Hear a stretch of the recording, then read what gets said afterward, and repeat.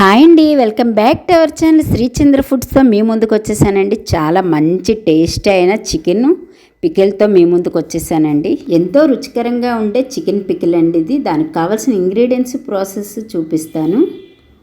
Chicken pickle కోసం kilo chicken అయితే తీసుకోవాలండి. దాన్ని శుభ్రంగా కడిగి పెట్టుకోవాలి. ఈ విధంగా బోన్లెస్ చికెన్ అయితే తీసుకోవాలి. కడిగే చికెన్ని జాలి గిన్నెలో వేసుకోవాలి. వాటర్ లేకుండా ఫిల్టర్ చేసుకున్నాక 1 స్పూను పసుపు వేసుకోవాలి. 2 స్పూన్స్ సాల్ట్ వేసుకోవాలి. సాల్ట్ పసుపును కలిపి పెట్టుకోవాలి. ఇలాగా స్టవ్ వెలిగించుకొని స్టవ్ మీద ఒక గిన్నె పెట్టుకున్నాను. నేను రాతిండి గిన్నె అయితే పెట్టుకున్నాను. మన దగ్గర ఏ బౌల్ ఉన్నా పెట్టుకోవచ్చు.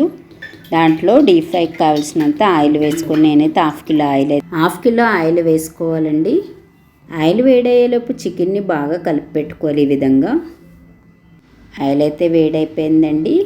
మీడియం ఫ్లేమ్లో పెట్టుకొని వేసుకోవాలి. చికెన్ని విధంగా వేసుకోవాలి. చూపిస్తున్న విధంగా వేసుకోవాలి. చికెన్ని మధ్యలో అప్పుడప్పుడు ఇలా కలపాలి, లేదంటే కొంచెం ముక్కలు అడుగు అంటేస్తుంటాయి. ఇలాగే ఈ విధంగా కలుపుకుంటుంటే వేయించుకోవాలి. కొంచెం బ్రౌనిష్ వచ్చేటట్టు వేయించుకోవాలి. ముక్క కొంచెం మెత్తగా ఉండేటట్టే తీసుకోవాలి. బాగా గట్టిగా కాకుండా ముక్క మెత్తగా ఉండేటట్టు చూసుకొని బ్రౌన్ కలర్ వచ్చాక తీసుకోవాలి. ఈ విధంగా వేయించుకున్నవి కలిపి పెట్టుకుని చికెన్ మొత్తం ఇదే ప్రాసెస్లోని వేయించుకోవాలి.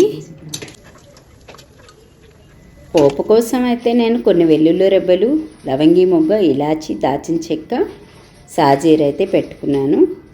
కావాల్సిన ఇంగ్రీడియంట్స్ కారం, అల్లం వెల్లుల్లి paste, lemon juice, garam masala.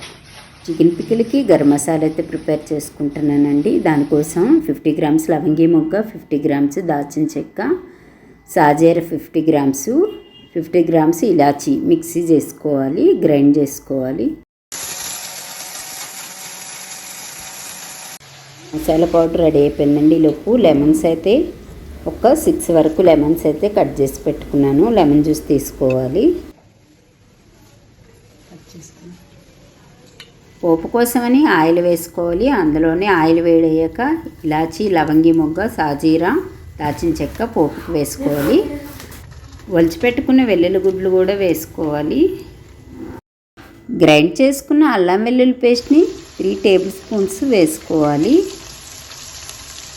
వాసన పోయినంత వరకు వేయించుకోవాలి. బ్రౌనిష్ వచ్చినంత వరకు వేయించుకోవాలి అల్లం వెల్లుల్లి పేస్ట్ని. వేగిపోయిన పోపుని స్టవ్ ఆఫ్ చేసుకొని చల్లార్చుకోవాలి.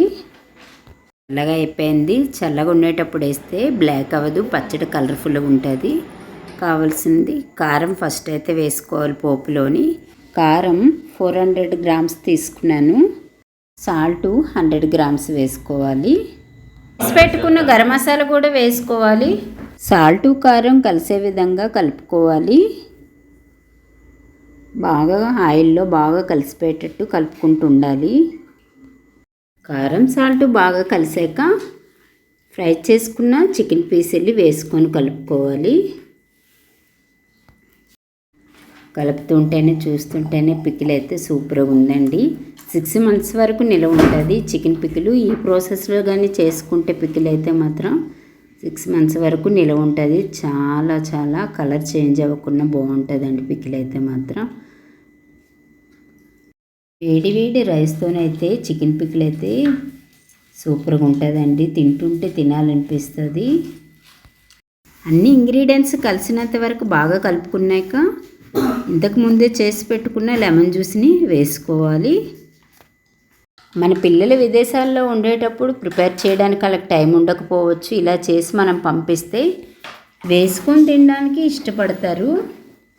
గాజు బాటిల్లోనైనా వేసుకొని స్టోర్ చేసుకొని ఉంచుకోవచ్చండి. లేదంటే జాడీలో కూడా వేసుకొని స్టోర్ చేసుకోవచ్చు. అయితే పాడవకుండా చాలా రోజుల పాటు నిలవ ఉంటుంది. తప్పకుండా నా వీడియో మీ అందరికీ నచ్చుతుందండి. లైక్, షేర్, సబ్స్క్రైబ్ తప్పకుండా చేయండి శ్రీచంద్ర ఫుడ్స్కి.